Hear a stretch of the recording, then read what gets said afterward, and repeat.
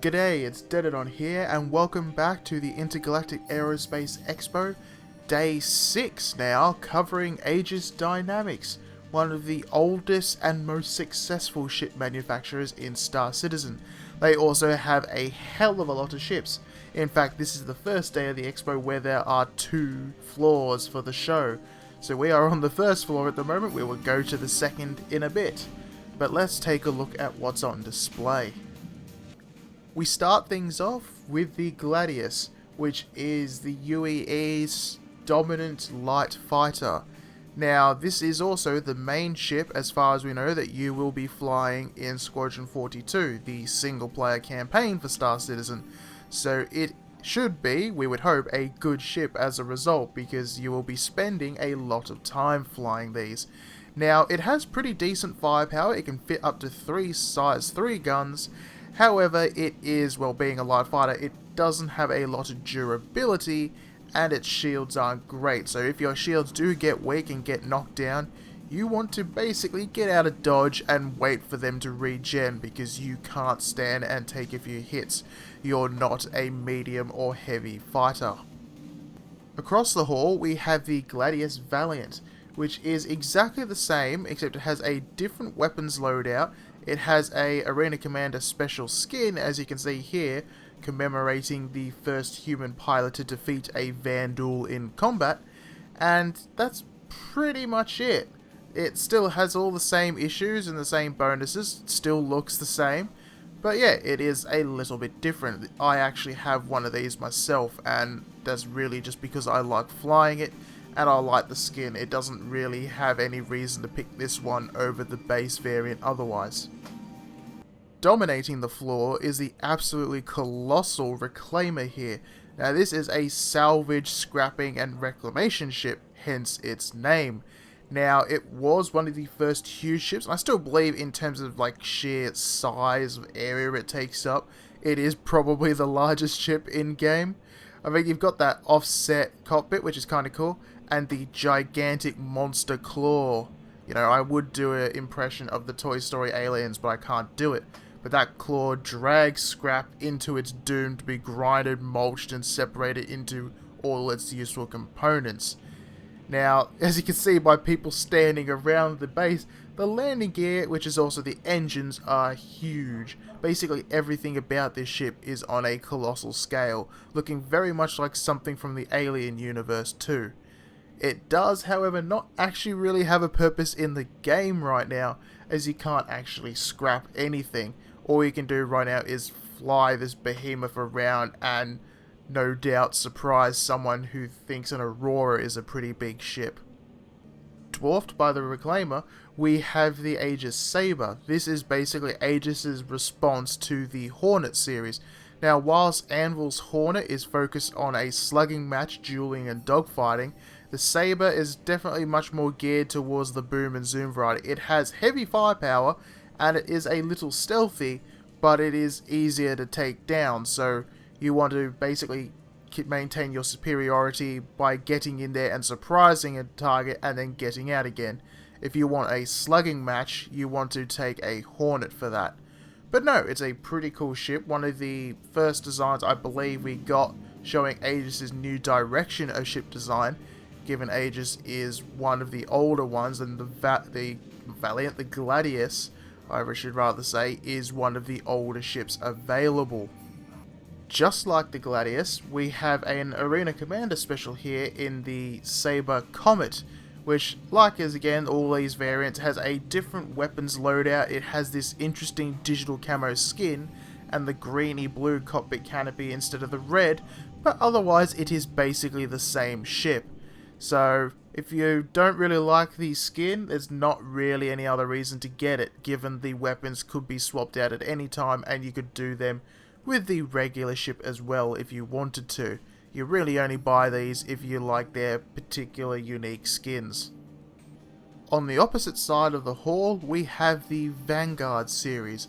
These are long-range heavy fighters, at least in the Warden's case, but this one in front here is actually the Hoplite, which is a troop transporter version. It replaces the survival pod in the center with a troop compartment and the wider ramp at the back. You can't fit any vehicles in it, but if you want a, I suppose, slightly less or more subtle troop transport than some of the dedicated ships, you could bring one of these along. Still has fairly considerable firepower, as you can see, with the big chin gun, the nose guns, and then the manned turret on the top. The base warden here is basically the fighter focus variant. It has the standard survival pod with 2 beds for the 2 crew, and then an engineering station, and of course that manned turret on top, but it is definitely a long-range heavy fighter. It won't win a dogfighting match against a Hornet because it's obviously bigger and bulkier and less agile, but it is designed to have that range advantage, so this can escort stuff much better. And then you've also got the added fact that it is supposed to be more durable, so you can take more hits and then get back home without having to depend on support ships or repair ships. So that's always a bonus. They are pretty interesting looking ships, albeit very big for fighters. Immediately opposite the Warden, we have the Harbinger. Now this is the strike variant, so whilst the Warden is designed to fight other ships, the Harbinger's... oh, there's a guy who just appeared. The Harbinger is designed to fight ground targets or larger vessels. It has the bigger gun under the nose, as you can see. It has increased missile payload, and then it even has some torpedoes in it. It's not a dedicated torpedo platform, you'd want a different ship for that. But again, this is a long-range strike craft. So if you need to travel somewhere to take out a target and then get back without much support, the Harbinger can probably do the job pretty well. Finally, we have the Sentinel. This is the EWAR, or Electronic Warfare variant. Now this one's supposed to have some sort of disruptive gear to allow you to make it difficult for other people to target you or other ships, disrupt their scanners or their communications, that sort of thing. Even if I remember right, it's supposed to have some sort of distortion missiles. Don't believe they're actually in the game yet, but these distortion cannons, like that big one on the nose, are. So this is basically a ship designed to annoy and frustrate an enemy more than just actually taking them out on its own. But I suppose it's a force multiplier in that regard.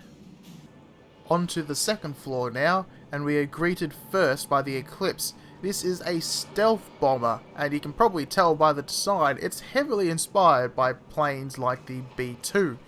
Now this has quite the heavy torpedo weaponry, and it is stealthy, so it's designed to strike without being, giving away its position, but it doesn't actually have the heaviest firepower of a torpedo bomber. That said, you could have a squad of these and probably be a lot harder to detect, so they would either need an escort if they're going to stick around, or more realistically, go in there, deploy your payload, and then get out again. You don't want to be sticking around. They are very cool looking though, especially with those folding wings. Speaking of torpedo bombers, we have the old classic Retaliator here. These are, I think, something like 300 to 400 years old in lore. They are long-range torpedo bombers. They can carry quite the heavy payload, and like the World War II strategic bombers they're based on, they're absolutely bristling with turrets everywhere. They're very good at taking out big ships right now in game because of those torpedoes. However, to fully crew one of these you need quite a lot of people. I think it's like 7 people all up to have a pilot and all the turrets manned. So it is quite the task, whereas the Eclipse before was only a 2 crew vehicle. However, the Tally is definitely kind of cool, and it's supposed to be able to replace its torpedo bays with other uses. I believe there was a cargo bay and maybe a bit of an exploration one, so it's a bomber that you could potentially use for other uses as well. That said, I think for a bomber, that is really what you want to use this for, and not focus on anything else. Dominating center stage on floor 2, we have the Hammerhead, which is Aegis's not really capital ship, but it is certainly big enough to be one. You've got this underside command center, which is pretty cool. This is where the pilots and the co-pilots sit, as you can see there. But this thing is basically an anti-fighter screen ship. If we move out the side, you can see these giant turrets here all have, I believe, size 4 guns, but they're quite rapid fire, quite hard hitting, and there is, as you can see here, one on each corner. They actually extend outwards when they're deployed so that they can fire along the hull and up and down a bit. They have quite good arcs. And then you've also got one on top and one on the bottom, and then a few missiles. So this is a ship that is designed pretty much purely to escort bigger ones. It won't take out other big ships very well itself, but it is designed to be the bane of a small pilot's existence. Like that Eclipse over there, you wouldn't want to come near one of these, because this would just shred you to pieces. So a bomber like the Tally, maybe, would be what you want to send in to take out one of these from range with heavy torpedoes, to let your Eclipses and smaller craft come in to take on the bigger capital. There's some interesting gameplay potential there for sure. Be interesting to see how it plays out once the universe is a bit more developed. As of now, this is probably the most heavy firepower ship in game. The old Aegis favourite here, we have the Avenger Stalker. This is the original bounty hunting ship, one of the oldest ship designs in Star Citizen, both in lore and in the actual game's development. They are a single seater, they have a little bed inside, and then this one has some prison stasis pods in the back of it. If we go around, you'll be able to see up the ramp. There you go, you've got a few pods. So this is a good bounty hunting ship in that. Now these are in lore used by the Advocacy, basically the in-game police. So they're pretty much designed for that. They're not really a combat ship, but they have fairly good weapons on them, so you could do that if you wanted to. But yes, I definitely reckon that this one, or not particularly this one, but the Avenger series of ships are probably the best starter vessel to have right now. If you can afford any ship to back in Star Citizen, get an Avenger.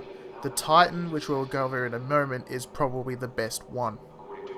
The Warlock here looks pretty similar from the exterior. However, it doesn't have exactly the same things inside it. If we move around here, you will see that its interior in the back is entirely replaced by a gigantic EMP device. Because yes, this is one of those electronic warfare ships designed to take down others. That EMP does leave the Avenger itself vulnerable, but it will take out the opponent's systems, which makes them really hard to really fight back. So, if you want to have an aggressive fleet, these are probably one of the ships you want to take with you. Another Arena Commander Special Edition, you have the Avenger Renegade, which has this gold and blue paint scheme. Slightly different weapons, I think, but again, you can't really tell. But yeah, otherwise, it's just a regular Avenger. Just looks a little bit different, I suppose. Still a neat ship, though. It has a bit of a cargo bay in the back, so you don't have the prison pods. So this is the equivalent of the Titan, although it costs a fair bit more than the Titan, which for what's basically just a paint job is not really worth it right now. And finally, we have the Avenger Titan. This is the best single-seater ship in game right now. It has a seat in the cockpit, it has a ramp to take cargo on easily, it has a bed so you can log out anywhere, and it's got a respectable cargo capacity and decent guns. So this can do a little bit of everything. You can do a little bit of hauling, a little bit of combat, and then a little bit of exploration too. So you can pretty much think of this, I guess, as being equivalent to the Cobra in Elite Dangerous, in that it's a step up from a starter ship, but definitely one I would recommend. Because if you just want a flexible ship and don't really know what you want to do in the game yet, this is definitely the pick you should grab.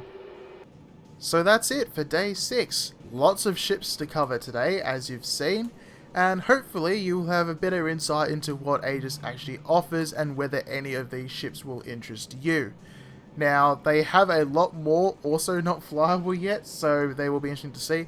And Aegis is also the manufacturer of the classic Idris and Javelin Frigate and Destroyer capital ships, which aren't on display here, which is a bit of a shame because last year they had an Idris available to see. However, we can't have a look at one this year, so you'll have to go look at one of them from last year if you want to. But yes, until next time, I'm Denodon, this is Star Citizen, safe landings.